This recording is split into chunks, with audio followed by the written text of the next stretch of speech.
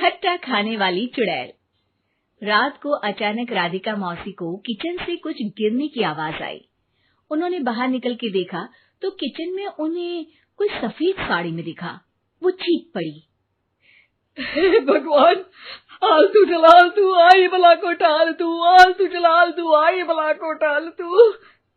राधिका मौसी को चीखते सुनकर श्रवण बाहर आता है भागते हुए। अरे माँ, क्या हुआ? क्या देख लिया? दादी माँ आ गई क्या सपने में? अरे बेटा, रसोड़े में देख तो कौन है? श्रवण रसोड़े में झांक कर देखता है और उसे कोई नहीं दिखता अंदर। अब रसोड़े में तो कोई नहीं है माँ। कोई सफेद साड़ी में नहीं है क्या? नहीं माँ, कोई भी नहीं है। चिल्लम चिल्ली की आवाज सुनकर काजल भी वहां आ जाती है। अब क्या हो गया माँ जी? अरे बेटा, रसोड़े में एक चुड़ैल थी सफेद साड़ी में। अरे क्या कर रही थी वो अंदर? अरे बताया नहीं, कल आएगी ना तो पूछ लूंगी। चुड़ैल जी, आपका क्या प्लान है? माँ जी, रात बहुत हो गई है, आपने कोई बुरा सपना देखा होगा, चलिए सो जाइए। राधिका मौसी सोने तो चली जाती है, पर उनको रात भर नींद ही नहीं आती। वो कुछ भी उलझुल बातें सोचने लगती है। कहीं चुड़ैल की वजह से तो घर में टेंशन नहीं हो रहा, कहीं उसी की वजह से तो वो दादी नहीं बन पा रही। सुबह जब राधिका मौसी रसोड़े में छानबीन करती है तो पाती है कि नींबू का अचार गायब है। चुड़ैल नींबू का अचार ले गई, मुझे तो ठीक नहीं लग रहा कुछ। चुड़ैल को भी पता है कि जिंदगी का असली मजा तो खट्टे में ही है। राधिका मौसी झट से श्रवण को फोन कर देती है। बेटा, मुझे समस्या समझ में आ गई है, हमें एक तांत्रिक की जरूरत है। अरे क्या बोल रही हो माँ, तांत्रिक की क्या जरूरत है? आप पूजा पाठ तो कर ही रही हो ना। आलतू जलालतू मंत्र सारे फालतू जैसे कुछ मंत्र पढ़ो, चली जाएगी अपने आप चुड़ैल। अरे नहीं बेटा, कभी चुड़ैल को कम नहीं समझते। अरे तुझे पता भी नहीं चलेगा कि कभी वो छल करके काजल की जगह घर की बहू खुद बन जाएगी। क्या माँ, कुछ भी बोल रही हो? कहाँ काजल और कहाँ चुड़ैल? वैसे एक बात बताओ, काजल को अगर गाने के लिए बोल देना तो चुड़ैल काजल की आवाज सुनकर घर तो क्या, धरती लोग छोड़कर चली जाएगी। तुम ना पढ़े लिखे बच्चे हर चीज को मजाक समझते हो। तुम रहने दो, मैं खुद ही तांत्रिक को बुला लेती हूँ। अच्छा सुन, शाम को इमली लेके आना। क्या है कि चटनी खाए बहुत दिन हो गए है ना? नहीं माँ, इमली तांत्रिक से ही मंगवा लो ना, आटा वगैरह भी उसी से पिसवा लेना। देखो मुझे काम करना है। श्रवण रात को कई तरह की सब्जियों के साथ माँ के कहने पे चटनी के लिए इमली भी ले आया था, लेकिन राधिका मौसी के दिमाग में अलग ही फिल्म चल रही थी।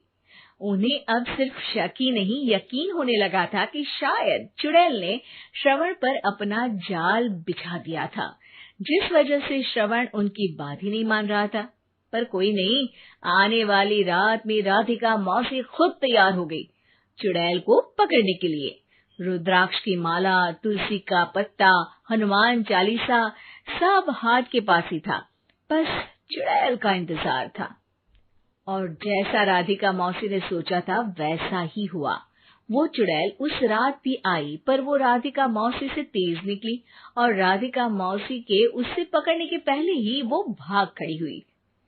जरूर बहू पे साया है उस चुड़ैल का, तभी तो श्रवण के कमरे में गई है। और अगली सुबह राधिका मौसी पिछली रात हुए हमले में किन चीजों का नुकसान हुआ उसका हिसाब लगा रही थी। उनके खेमे से एक आम के अचार की शीशी भी गायब हो चुकी थी, और वो इमली भी जो कल श्रवण लेकर आया था। राधिका मौसी इस बारे में सोच ही रही थी कि श्रवण जल्दी से रसोड़े में आकर दवाइयों की पोटली ढूंढने लगता है। अरे बेटा, क्या हो गया? अब माँ, वो काजल की तबीयत खराब है, बहुत घबराहट हो रही है उसे। हे भगवान, मैंने पहले ही कहा था कि तांत्रिक को बुला लेते हैं, पर नहीं, अब देखो उस चुड़ैल ने काजल को अपने वश में करना शुरू भी कर दिया है। हालांकि श्रवण भूतों में विश्वास नहीं करता था, पर अब वो भी डर जाता है और राजी हो जाता है एक तांत्रिक को बुलाने के लिए। कुछ ही घंटों में तांत्रिक आ जाते हैं और राधिका मौसी तांत्रिक जी को सब बता देती है। घोर संकट, घनघोर संकट, चुड़ैल को मारू जोर चाकट, ओम भट स्वाहा खटखा के आहा। अरे ये क्या मंत्र है?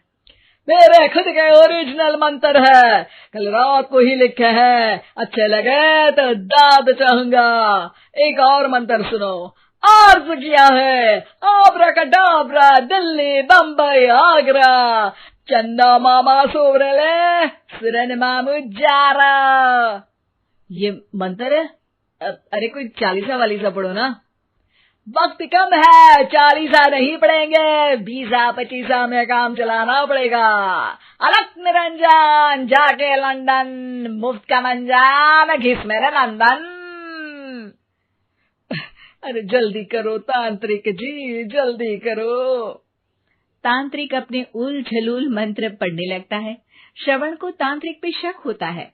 वो अपने एक डॉक्टर दोस्त को कॉल कर देता है ताकि कोई अनहोनी हो तो इमरजेंसी में चीजें मैनेज हो जाए। तांत्रिक धुनी रमाता है, जिसकी वजह से कमरे में काफी धुआं हो जाता है और जिसकी वजह से बहू की घबराहट बढ़ जाती है। अब भागेगी चुड़ैल। हाँ। बहू खांसते हुए धुएं से बचने के लिए बाहर चली जाती है। अरे भाग रही है, भाग रही है। पीछे पीछे श्रवण भी जाता है। बहू एक सोफे पर बैठ जाती है। तभी डॉक्टर दोस्त आ जाते हैं और श्रवण को पानी लाने के लिए कहते हैं। थोड़े चेकअप के बाद डॉक्टर कहते हैं, मेरे हिसाब से जाप का काम पूरा हो गया है। क्या मतलब? अरे कुछ भी नहीं माँ, कोई चुड़ैल नहीं है, खुशखबरी है, अब दादी बनने वाली है। मगर वो सब अचार के डब्बे। श्रवण दोनों अचार के डब्बे अपनी माँ को दिखाता है, जो कि उनके बिस्तर के नीचे छुपे हुए थे। आपने सही बोला था माँ, वो चुड़ैल काजल ही थी जो खट्टा खा रही थी। हमें कल ही पता चला, पर हमने आपको ये तांत्रिक वाला काम करने दिया ताकि आपको भरोसा हो जाए कि भूत वगैरह कुछ होता ही नहीं। अच्छा अच्छा, ये तो बड़ी खुशी की बात है, पर बेटा मुझे एक झाड़ू तो ला दे। क्यों माँ? ये तांत्रिक का भूत उतारती हूँ मैं। अब तांत्रिक राधा मौसी के डर से घर से भाग निकलता है और राधा मौसी उसके पीछे भागती है। अरे संकट ये घनघोर है, तांत्रिक मुआ चोर है।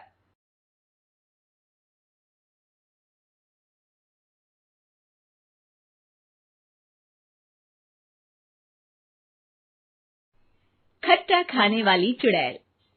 रात को अचानक राधिका मौसी को किचन से कुछ गिरने की आवाज आई। उन्होंने बाहर निकल के देखा तो किचन में उन्हें कोई सफेद साड़ी में दिखा। वो चीख पड़ी, हे भगवान, आलतू जलाल तू आई बला को टाल तू, आलतू जलाल तू आई बला को टाल तू। राधिका मौसी को चीखते सुनकर श्रवण बाहर आता है भागते हुए। अरे माँ, क्या हुआ? क्या देख लिया? दादी माँ आ गई क्या सपने में? अरे बेटा, रसोड़े में देख तो कौन है? श्रवण रसोड़े में झांक कर देखता है और उसे कोई नहीं दिखता अंदर। अब रसोड़े में तो कोई नहीं है माँ। कोई सफेद साड़ी में नहीं है क्या? नहीं माँ, कोई भी नहीं है। चिल्लम चिल्ली की आवाज सुनकर काजल भी वहां आ जाती है। अब क्या हो गया माँ जी? अरे बेटा, रसोड़े में एक चुड़ैल थी सफेद साड़ी में। अरे क्या कर रही थी वो अंदर? अरे बताया नहीं, कल आएगी ना तो पूछ लूंगी। चुड़ैल जी, आपका क्या प्लान है? माँ जी, रात बहुत हो गई है, आपने कोई बुरा सपना देखा होगा, चलिए सो जाइए। राधिका मौसी सोने तो चली जाती है, पर उनको रात भर नींद ही नहीं आती। वो कुछ भी उलझुल बातें सोचने लगती है। कहीं चुड़ैल की वजह से तो घर में टेंशन नहीं हो रहा, कहीं उसी की वजह से तो वो दादी नहीं बन पा रही। सुबह जब राधिका मौसी रसोड़े में छानबीन करती है तो पाती है कि नींबू का अचार गायब है। चुड़ैल नींबू का अचार ले गई, मुझे तो ठीक नहीं लग रहा कुछ। चुड़ैल को भी पता है कि जिंदगी का असली मजा तो खट्टे में ही है। राधिका मौसी झट से श्रवण को फोन कर देती है। बेटा, मुझे समस्या समझ में आ गई है। हमें एक तांत्रिक की जरूरत है। अरे क्या बोल रही हो माँ, तांत्रिक की क्या जरूरत है? आप पूजा पाठ तो कर ही रही हो ना। आलतू जलालतू मंत्र सारे फालतू जैसे कुछ मंत्र पढ़ो, चली जाएगी अपने आप चुड़ैल। अरे नहीं बेटा, कभी चुड़ैल को कम नहीं समझते।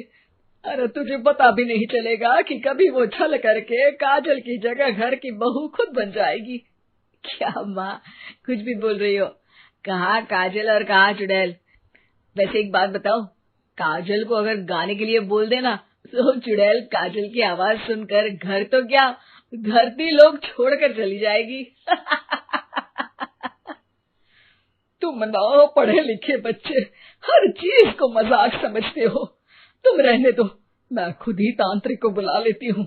अच्छा सुन, शाम को इमली लेके आना। क्या है कि चटनी खाए बहुत दिन हो गए है ना। नहीं माँ, इमली तांत्रिक से ही मंगवा लो ना, आटा वगैरह भी उसी से पिसवा लेना। देखो मुझे काम करना है। श्रवण रात को कई तरह की सब्जियों के साथ माँ के कहने पे चटनी के लिए इमली भी ले आया था, लेकिन राधिका मौसी के दिमाग में अलग ही फिल्म चल रही थी। उन्हें अब सिर्फ शक ही नहीं यकीन होने लगा था कि शायद चुड़ैल ने श्रवण पर अपना जाल बिछा दिया था, जिस वजह से श्रवण उनकी बात ही नहीं मान रहा था। पर कोई नहीं, आने वाली रात में राधिका मौसी खुद तैयार हो गई चुड़ैल को पकड़ने के लिए। रुद्राक्ष की माला, तुलसी का पत्ता, हनुमान चालीसा सब हाथ के पास ही था, बस चुड़ैल का इंतजार था। और जैसा राधिका मौसी ने सोचा था वैसा ही हुआ। वो चुड़ैल उस रात भी आई, पर वो राधिका मौसी से तेज निकली और राधिका मौसी के उससे पकड़ने के पहले ही वो भाग खड़ी हुई।